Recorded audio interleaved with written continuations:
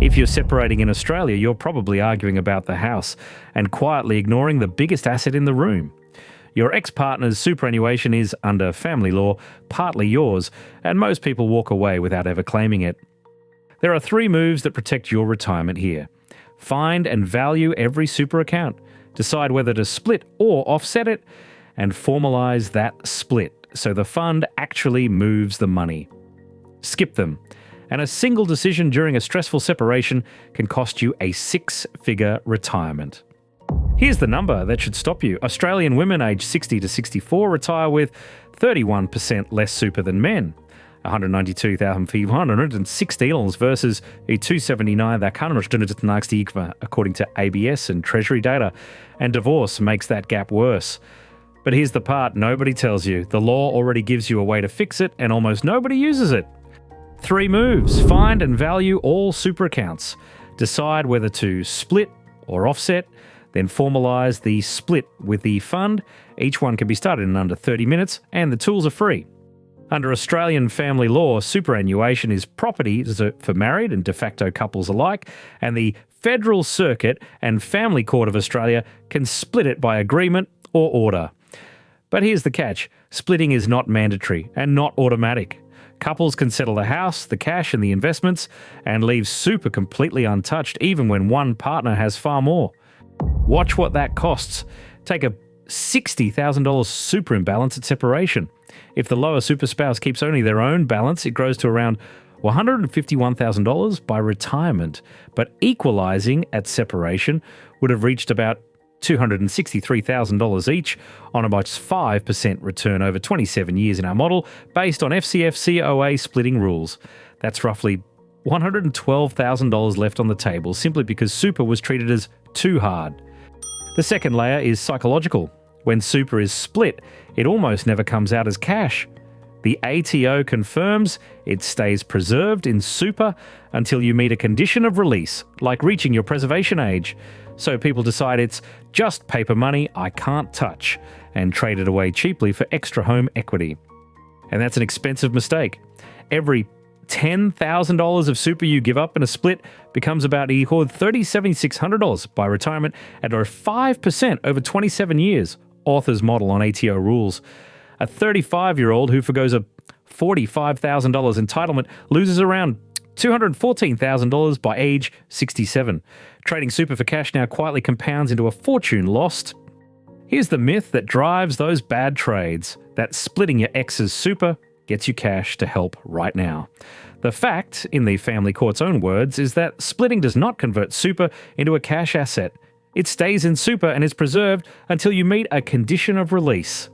Value it as retirement money, not a payday. Put both costs together. On a $60,000 unsplit imbalance, our model shows about $225,000 lost by retirement. For going a $45,000 entitlement costs around $214,000, author's model on ATO and FCF-COA rules. Every $100 of super not claimed can become $4 to $5 by retirement, which is why those small compromises during separation are anything but small. Meet Sarah. She's 38, a registered nurse in a public hospital earning $90,000 a year, with $75,000 in her industry super fund and 29 years until she's 67. After a 12-year marriage and 2 kids, she and Tom separate, and Sarah focuses entirely on keeping the house. Here's what she found when she finally looked at the super. First discovery: Tom's super isn't his. All super in both names goes into the property pool, and Tom, an engineer, had $190,000 against Sarah's $75,000. That's a combined pool of $265,000. A fair 50-50 split would give Sarah $132,500, an extra $5,500 of super at separation under FCF-COA splitting rules.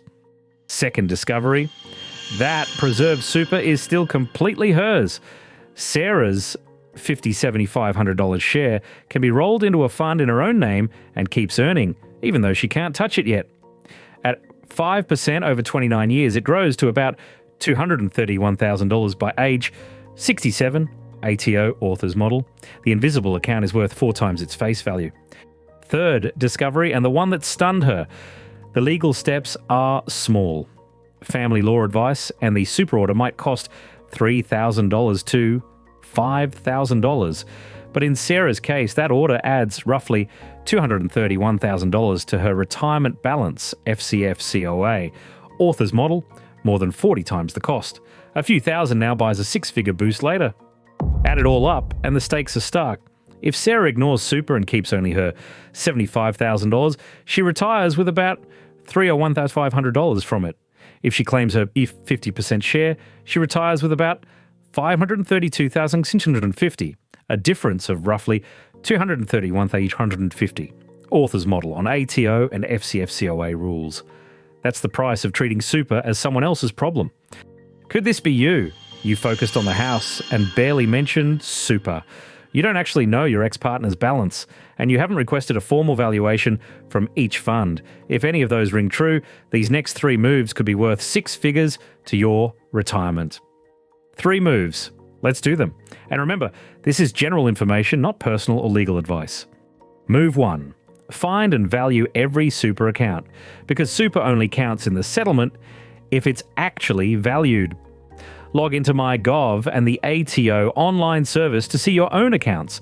Then use the Family Court Superannuation Information Kit and Form 6 declaration to get official valuations from every fund, yours and your ex-partner's. 3 steps. Log into MyGov, link the ATO and open the Super tab to list your accounts. Complete Form 6 and the Superannuation Information request for each fund. Then send them to each trustee. Good looks like a complete, valued list of all super for both partners, ready for the asset pool. Move 2. Decide whether to split or offset, using real retirement values for not face value. Enter each balance and age into a fund's super calculator and project to age 67. Compare 3 scenarios: no split, a 50-50 split, and a partial offset where one keeps more house and less super. 3 steps. Enter each balance and age and project to 67 at a 5% real return. Compare no split, 50-50, and a partial offset side by side. Then take those figures to a family lawyer. Good looks like the lower super partner ending up no more than about 20% behind the other. Move 3. Formalise the split so the fund actually moves the money, because a handshake agreement does nothing. With legal advice, draft a binding superannuation agreement or an application for consent orders specifying the exact split, then lodge it and send certified copies to each fund's trustee. 3 steps. Draft the binding agreement or consent orders with legal advice, file with the family court and obtain sealed orders. Then send certified copies and the non-member spouse forms to each fund. Good looks like a new or increased balance appearing in your own fund portal within weeks. Why does this matter right now? Since 2002, super has been formally splittable property in family law. The right has existed for over 2 decades. In 2021, the Federal Circuit and Family Court of Australia was created, streamlining super splitting orders, and by 2023, government attention turned to that 31% gender retirement gap and fair super treatment in divorce. The tools are here. The cost is that too few people use them. After you act, verify it landed. You should see a new or increased super balance in your own name on your fund's portal. Confirm the taxable and tax-free components were split correctly. And if nothing appears within a few weeks, chase the trustee with a copy of your sealed order. Everything here comes from the Federal Circuit and Family Court, the ATO, and major super funds. All linked below so you can check the rules yourself before you act. So now you know, super is property, splitting isn't automatic, and claiming your share can be worth 6 figures. Next, we'll cover whether de facto couples who never married can split super too. If this could save you a 6-figure mistake, subscribe to the fine print. We read the rules so you can act on them before it's too late.